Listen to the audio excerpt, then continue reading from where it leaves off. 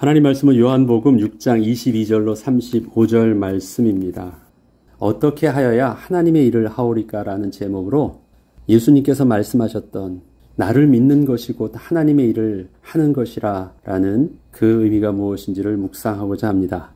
예수님께서 오병이어를 가지고 5,000명을 먹이신 기적은 그 기적을 체험한 사람들에게는 예수님께서 그동안 구약에서 예언했던 그 선지자, 즉 모세와 같이 이스라엘을 구원할 선지자가 왔다는 것을 생각하게 하였습니다. 바로 오늘 본문, 바로 이전에 있었던 일들이 오병이어의 기적입니다. 그 이후에 또 있었던 일들이 오늘 본문이기 때문에 오늘 본문을 이해하기 위해서는 바로 그 오병이어의 기적이 아주 밀접하게 잘 연관되어 있습니다.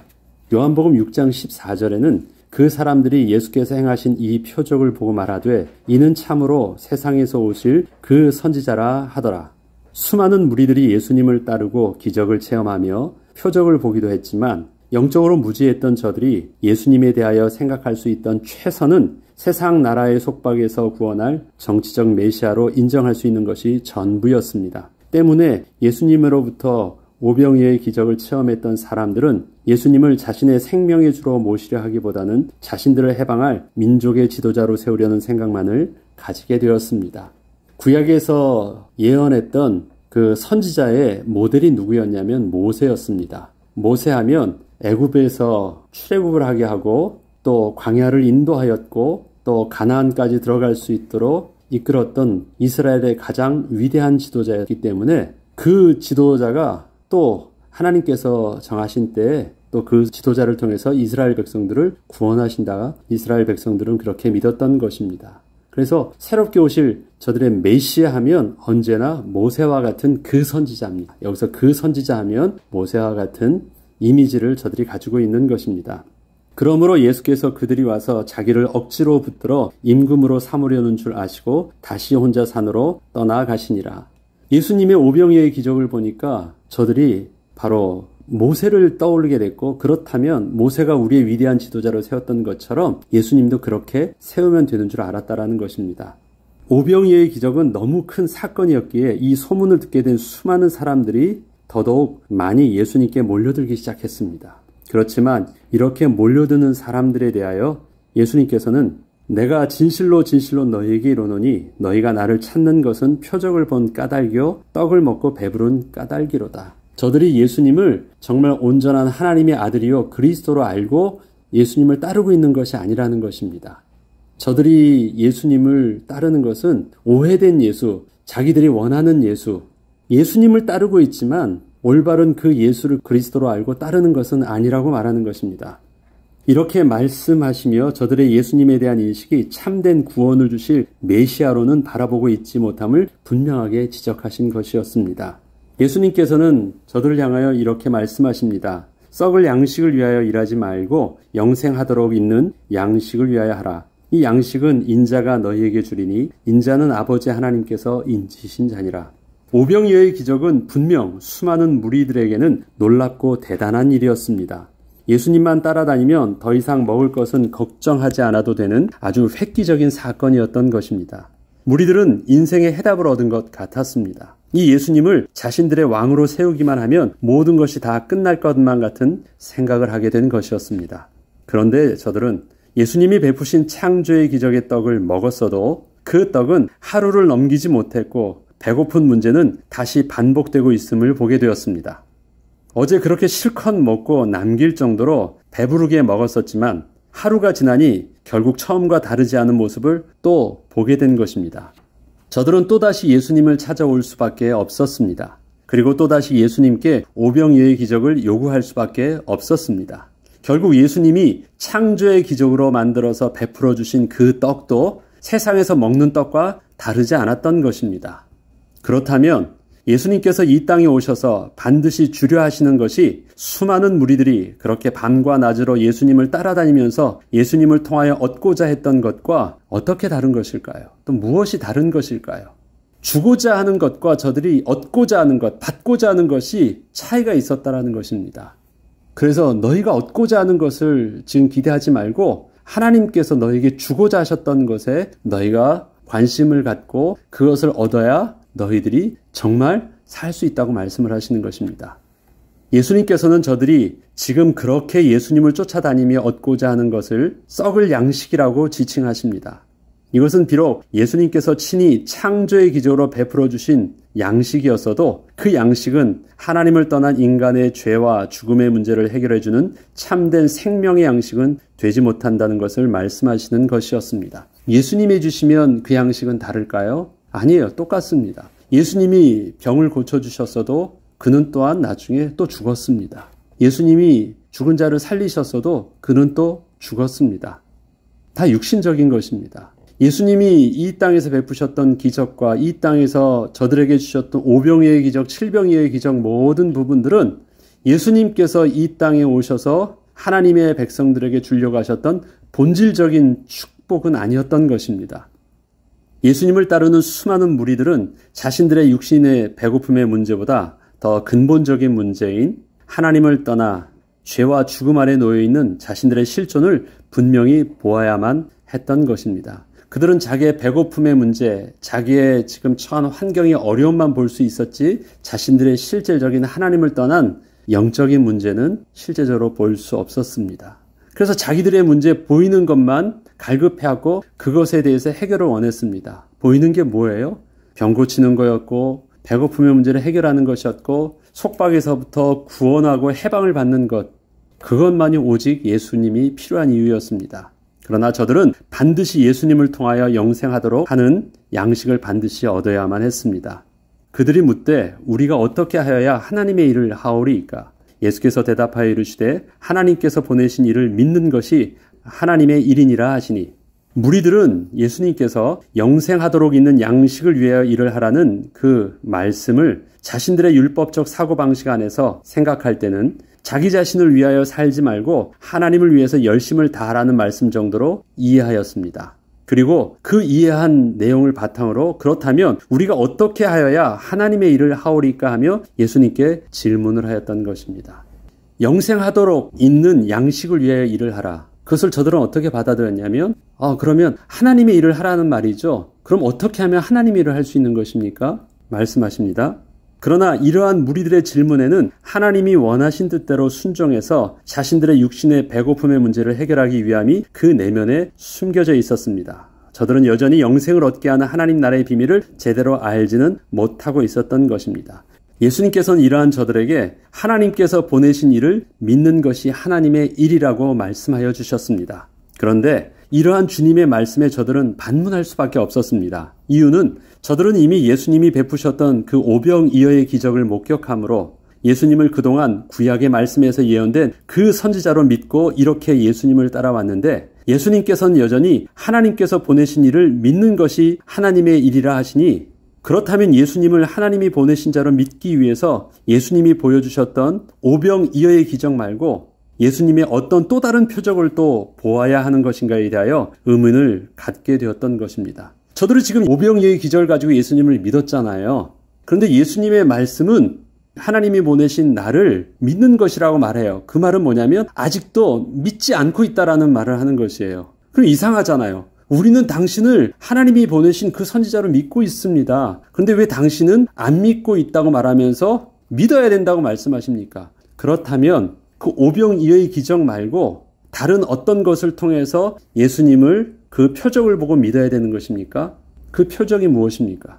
유대인들에게 있어서 그리스도에 대한 그 표적을 저들은 분명히 구약을 통해서 가지고 있었습니다. 그 표적을 통해서 이분이 진짜 그리스도이시구나 알 수 있어요. 그 표적 중에 하나가 바로 무엇이었냐면 모세에게 보여주었던 그 창조의 기적이 또 자기 시대에서도 또 나타나면 그분이 바로 또 하나님이 보내셨던 그 선지자 메시아다라고 생각을 하고 있었는데, 바로 예수님께서 그 만나의 기적과 다르지 않은 오병이어의 기적을 그렇게 보여주신 것입니다. 아니, 우리가 당신을 하나님이 보내신 선지자로 믿게 되는 그 근거, 오병이어의 기적을 통해서 당신을 그렇게 믿게 되었는데, 그럼 그것을 통해서 당신을 믿는 것이 아니라면 어떤 표적을 통해서 당신을 하나님의 아들로 믿어야 되는 것입니까? 그 표적이 무엇입니까? 이렇게 물은 것입니다. 요한복음 6장 30절과 33절엔 그래서 이렇게 말씀하십니다. 그들이 묻되 그러면 우리가 보고 당신을 믿도록 행하시는 표적이 무엇입니까? 하시는 일이 무엇이니까? 기록된 바 하늘에서 그들에게 떡을 주어 먹게 하였다 함과 같이 우리 조상들은 광야에서 만나를 먹었나이다. 예수께서 이르시되 내가 진실로 진실로 너희에게 이르노니 모세가 너희에게 하늘로부터 떡을 준 것이 아니라 내 아버지께서 너희에게 하늘로부터 참떡을 주시나니 하나님의 떡은 하늘에서 내려 세상에서 생명을 주는 것이니라. 저들이 표적을 구하는 것의 근거는 만나와 같은 기적을 예수님께 본 것이었습니다. 그런데 예수님께서는 그런 기적 말고 다른 정확한 기적을 보아야 한다고 하십니다. 사실 무리들이 예수님을 구약에서 예언했던 그 선지자로 믿게 된 것은 예수님의 오병이어의 기적이 바로 지난날 모세가 광야에서 백성들에게 만나를 먹게 하였던 일과 같은 기적이 일어난 것이라 생각을 했기 때문이었습니다. 그런데 예수님께서는 하나님이 보내신 그 선지자, 즉 메시아를 제대로 확인을 하려면 그 오병이어의 기적을 통하여 단순히 구약의 만나를 먹는 것과 같은 사실을 보는 것보다 더 중요한 것을 볼 수 있어야 함을 말씀하신 것이었습니다. 모세가 너희에게 하늘로부터 떡을 준 것이 아니라 내 아버지께서 너희에게 하늘로부터 참떡을 주시나니 하나님의 떡은 하늘에서 내려 세상에 생명을 주는 것이라. 자, 분명하게 모세의 떡과 다른 하나님의 떡을 주시는 것이라고 말씀하십니다. 예수님께서는 당신이 베풀어 주셨던 오병이어의 기적은 모세가 만나를 준 것과 다른 것이라고 말씀하십니다. 예수님께서 보여주려 하셨던 것은 그 창조의 기적을 통해서 먹게 된 양식도 참 생명을 얻는 데는 아무런 도움이 되지 않는다는 것을 보여주려 하신 것이었습니다. 저들은 그것을 가지고 이분이 메시아라는 증거를 얻으려고 했는데 예수님께서는 그 오병이어의 기적을 가지고 그것을 가지고도 참 생명을 얻을 수 없다. 그것은 썩을 양식과 다르지 않은 것이다. 그래서 하나님께서 모세를 통해서 보여주려고 하셨던 참다운 생명의 양식이 무엇인지를 너희는 또다시 보아야 된다는 것입니다. 그렇지 않습니까? 모세가 주었던 그 만나도 매일매일 먹지 않으면 되지 않는 것이었습니다. 하루만 버티는 양식이었습니다. 그것을 매일 먹었기 때문에 그들이 굶어 죽지 않았던 것이었지, 역시 그 양식은 반나절만 지나면 태양빛에서 슬어서 없어져 버리는 것이었습니다. 그것은 예수님께서 지금 말씀하시고 있는 썩을 양식이었습니다. 그래서 이렇게 말씀하십니다. 49절에 보면 너희 조상들은 광야에서 만나를 먹었어도 죽었다. 그래서 말씀하시는 것입니다. 그것이 바로 하나님께서 보여주려고 하셨던 하늘 양식은 아니었다라는 것입니다.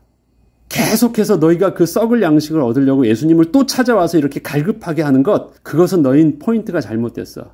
예수님이 주시는 그 어떤 오병이어의 기적의 양식을 구하려고 하지 말고 하나님께서 직접 너희에게 주시는 그 양식을 먹을 수 있어야 되고 하나님께서 직접 보여주시는 그 표징을 너희가 보아야 된다는 것입니다. 결국 하나님께서 하늘로부터 주시는 참떡은 만나와 같은 것이 아니라는 것입니다. 참떡은 영생하도록 하는 떡이어야 하는 것이라고 말씀하신 것입니다.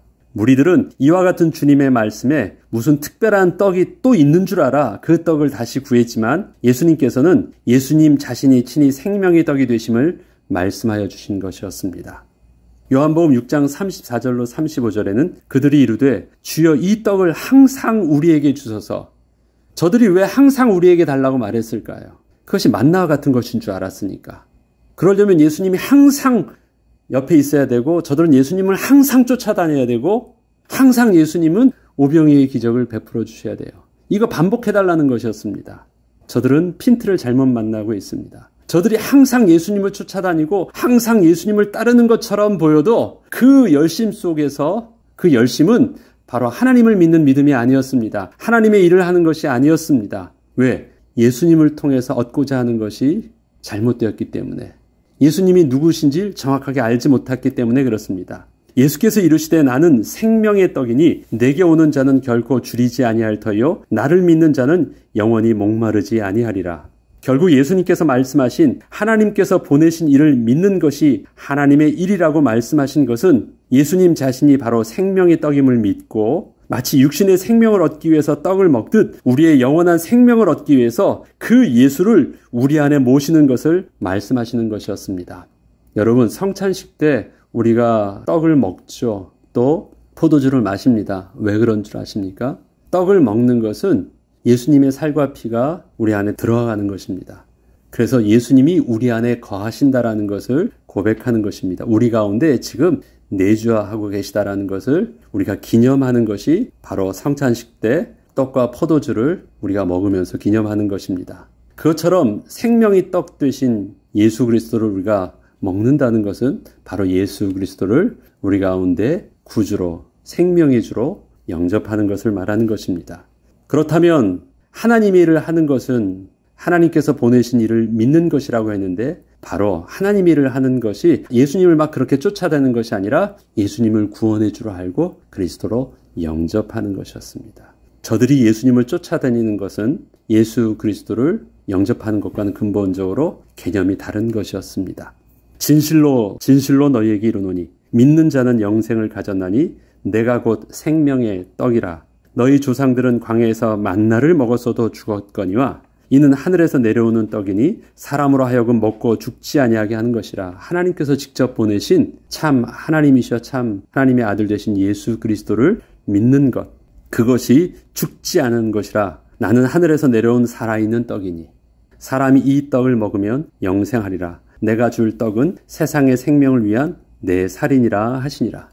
특별히 예수님께서 먹어야 된다는 떡과 비유한 것은 단순히 믿으라는 개념과는 다른 것입니다.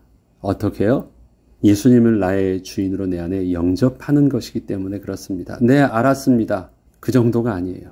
예수님을 내 안에 거하게 하시는 것, 나의 모든 전권을 예수님께 맡기는 영접의 비밀이 바로 그 생명의 떡을 먹는 것이기 때문에 그렇습니다. 이처럼 수많은 무리들이 그렇게 밤낮을 가리지 않고 예수님이 어디를 가시든지 그렇게 쫓아다니며 예수님이 친히 베푸시는 그 기적을 직접 목격하고 체험을 했었어도 예수님께서는 그러한 일들이 하나님의 일을 하는 것이 분명 아니라고 하십니다. 우리는 지금 어떠한 예수님을 필요로 하고 있습니까? 우리가 지금 하나님의 일이라고 하면서 열심으로 교회를 다니고 봉사하고 헌신하고 하는 모든 일들은 무엇을 필요로 해서 그렇게 하고 있습니까? 어저께 응답을 주셔서 잘 먹게 되었지만 먹고 잠시 배부르다 오늘 또다시 배고픔이 반복되고 있기에 그 문제를 또다시 해결하기 위해서 여전히 오늘도 예수님이 필요하신 것입니까? 매일매일 우리 예수님께 기도한대요. 매일매일 예수님의 도우심을 구한대요. 그래서 나도 하나님의 일을 하고 있대요. 나도 예수님을 오늘도 여전히 붙잡고 있대요.